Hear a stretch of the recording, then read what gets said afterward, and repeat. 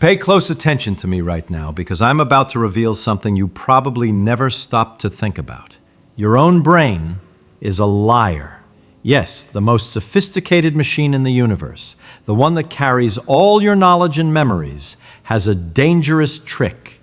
It makes you believe you've learned something when in reality, you haven't learned anything at all. But relax. Don't go picking a fight with your husband or wife just because their brain is a liar too.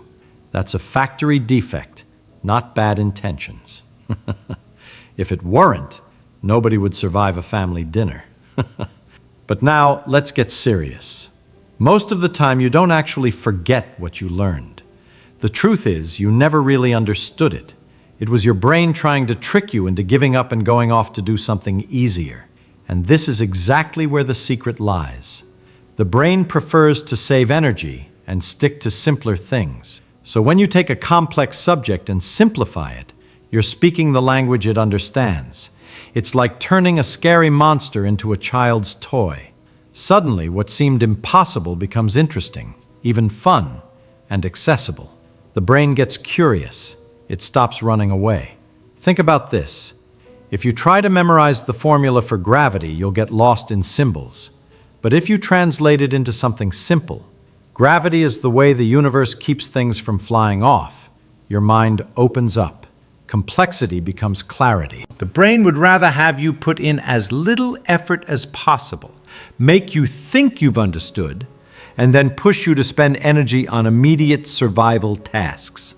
The problem is, in the modern world, this trap is deadly for anyone who truly wants to learn.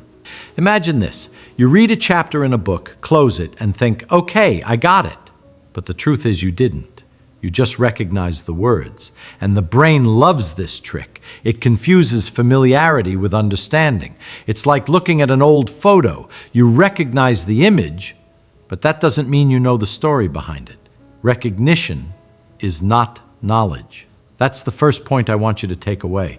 Don't trust that comfortable feeling of, I already understand. Whew. It's an illusion. Now think about this. If the brain loves the easy path, why try to learn in the hardest possible way? When you study a subject filled with jargon and complicated phrases, your brain quickly gives up. It hates meaningless effort. The secret is to simplify, to turn the complicated into simple, the obscure into clear, the heavy into light. When you simplify, you're not dumbing it down. You're making it accessible to your own thinking. It's like translating a foreign language into your native tongue. Suddenly, everything makes sense. But here's the problem. Schools and universities teach us the exact opposite. They throw formulas, dates, and ready-made definitions at us, expecting us to memorize and repeat. And memorization is the biggest mistake of all.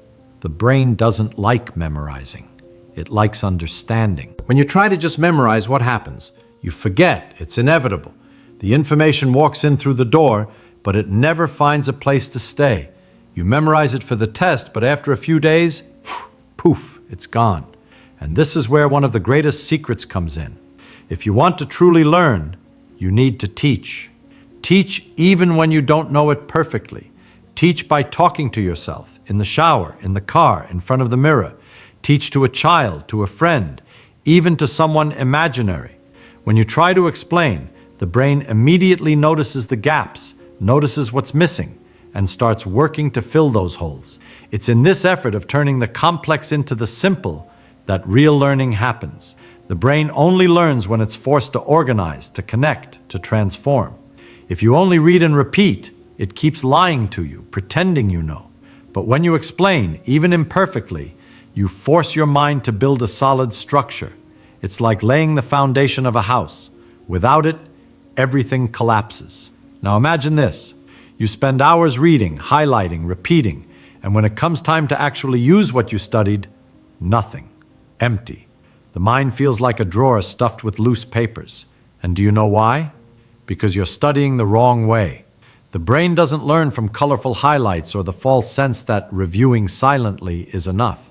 It learns when it is forced to build, to organize, to transform.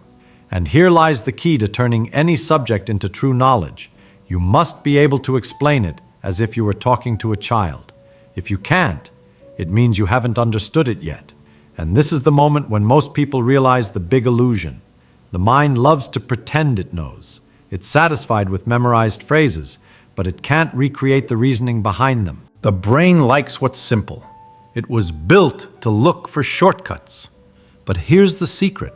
When you simplify something yourself, you're not just making it easier, you're forcing your mind to organize chaos, to translate confusion into clarity.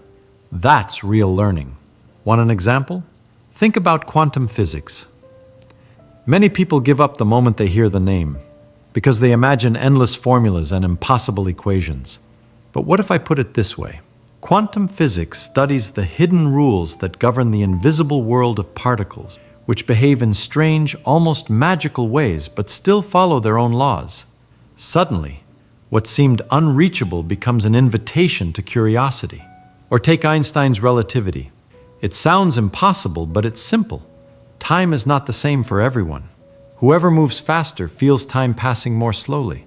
It's like being on a bus. To you sitting inside, the clock seems to tick normally, but to someone watching the bus go by, it looks different. That's all relativity is. Time and space change depending on speed. Now think about derivatives in math. Many people freeze when they see the symbols, but simplify it. A derivative is just asking, what's the speed right now? If a car is going 50 miles per hour, the derivative is telling you exactly that, the rate of change at that moment. And DNA? It sounds intimidating, like something only a mad scientist would understand. But in reality, it's just a recipe book inside your body. The letters are the ingredients, and each recipe produces a protein. And proteins are what build everything in you: skin, hair, muscles. Another example, the second law of thermodynamics. Complicated name, but it's really this simple. Everything tends to get messy on its own. A clean room will never magically get cleaner by itself. It always moves toward disorder. To bring order, you have to spend energy. Even complex numbers, which sound scary, are simple. They're just a way of dealing with problems that didn't have answers before, like the square root of a negative number. It's like inventing a new tool in math to solve problems nobody could solve before. Do you see it? What once seemed impossible becomes obvious once you simplify. The brain stops running away because now it understands the logic. The secret isn't memorizing. It's translating the strange into something you already know. And when you simplify and start using the technique of explaining out loud, something magical happens inside your brain. It's like it gets exposed. While you're reading silently, it can pretend it understands. But when you try to put it into words out loud, the lie shows up immediately. You forget. And that's wonderful, because now you know exactly where the gaps in your knowledge are. Picture this. You're in the car trying to explain to a friend how gravity works. If all you've memorized is the phrase, gravity is the force that pulls bodies toward the center of the earth, you'll stop there. But when you start to explain it out loud, you realize you don't know why it acts that way, or how it works on other planets. That discomfort is the sign your mind needs to really get to work. Do this all the time. Do it alone. Explain as if you were teaching it to children. And then you might ask me, but what if people call me crazy? Let me tell you something. If someone catches you talking to yourself in the shower about Einstein's theory of relativity, yeah, they might think it's odd. But you know what's even stranger? Studying for 10 years of your life and forgetting it all in 2 weeks. That's the real madness. If they call you crazy, thank them. Say, thank you, I'm practicing the same method that won Richard Feynman a Nobel Prize. And you, still repeating things like a parrot? And flash that victorious smile. Think about it. Which would you rather be? The crazy one who really learns, or the normal one who memorizes today and forgets tomorrow? The person talking to themselves in the car about physics might look eccentric, but the person who never tries keeps falling for their brain's lies. And it doesn't matter if you explain it wrong, if you invent weird analogies, if your explanation sounds childish. That's the whole point. It's by trying to explain things simply, even in silly ways, that you discover whether you truly learned. If the explanation comes out clear, you've mastered it. If you get stuck, you go back, study again, simplify more, and try once more. That cycle is pure gold. Now think about how powerful this is. When you explain out loud, you're not just repeating, you're creating new connections in the brain. You're training your long-term memory, reinforcing neural pathways that won't fade away with time. It's the difference between writing something in the sand and carving it in stone. Now type this in the comments. I won't let my brain fool me. When you write it, it's the beginning of reprogramming your mind. You're declaring that you refuse to be tricked by a lazy brain. From this simple act, you start awakening a new version of yourself, more focused, more disciplined, more unstoppable. Make this your first step toward achieving the impossible. Pay close attention now because this part is decisive. You can simplify a subject. You can explain it out loud, even to your dog, but without effort and discipline, all of it dissolves into thin air. Knowledge has to be watered every day, like a plant that only grows when it's cared for. The problem is that the brain hates continuous effort. It loves immediate reward. That's why you can spend hours on social media but complain about 5 minutes of studying. But true knowledge doesn't come from ease. It's born out of discomfort. Think of a muscle. You don't get strong by lifting a weight once. You get strong by repeating, by feeling the pain, by pushing through the resistance. The brain works the same way. Every time you review, explain again, simplify again, you're lifting mental weights. It's tiring, but that's how the mind becomes sharp. Now imagine this. You simplify Einstein's theory of relativity. You explain it out loud. You spot the gaps. What should you do next? Go back. Read again. Think again. Speak again. That again is what shapes memory. Here's where effort comes in. It's not enough to understand once. You need to consolidate.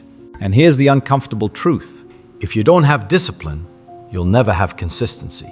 And without consistency, there is no lasting learning. The brain needs spaced repetition, constant returns to the subject. It's like sharpening a blade. Each stroke removes an imperfection until the blade can cut through the impossible. Discipline isn't studying when you're motivated. Discipline is studying even when you don't feel like it, even when it's boring, even when the bed is calling your name. That's the moment when you stop being a prisoner of your lazy brain and become its master. So remember this, simplifying opens the door. Teaching out loud is stepping through it, but discipline is what keeps you on the other side. Now let me ask you a question. What makes someone get out of bed before the sun rises? What makes someone endure sleepless nights studying, practicing, failing, and trying again? It's not talent, it's not luck, it's desire. Desire is the invisible fuel that pushes you through any obstacle. If you want to be better, you first have to truly want it. Desire is not a superficial wish. It's when you feel you can't live without it. It's when studying stops being an obligation and becomes part of who you are. But desire needs direction. That's where willpower comes in. Desire is the spark. Willpower is the movement. It's saying, I won't wait for perfect conditions. I'll start now with what I have. Willpower doesn't ask for permission. It acts, even when you don't know the whole path. And above all, you need a purpose. Purpose is the compass. Without it, you run in circles. With it, even the heaviest effort gains meaning. Those who have purpose don't study just to pass a test. They study to transform themselves, to leave a mark, to serve something greater. Imagine this. 2 people are carrying stones. One complains, says it's heavy, says it doesn't make sense. The other smiles because they know they're building a cathedral. The stone is the same, the effort is the same, but purpose changes everything. Do you want to become better? Then feed your desire every single day. Turn that desire into willpower, into practical action, and guide that willpower with a purpose so great that even the hardest days become part of your victory. Because in the end, knowledge isn't just about piling up information. It's about becoming someone capable of achieving the impossible. And only those with burning desires, steady will, and clear purpose ever get there. Now, to make a commitment to yourself, write this in the comments. From today on, I will study, simplify, and teach. That will be your public commitment to true learning. And if this video made sense to you, don't forget to like the video, subscribe to the channel, and hit the notification bell so you don't miss what's coming next. Remember this, true learning is not in what you read, but in what you can transform inside yourself. Knowledge doesn't change the world just by existing. It changes the world when it changes you.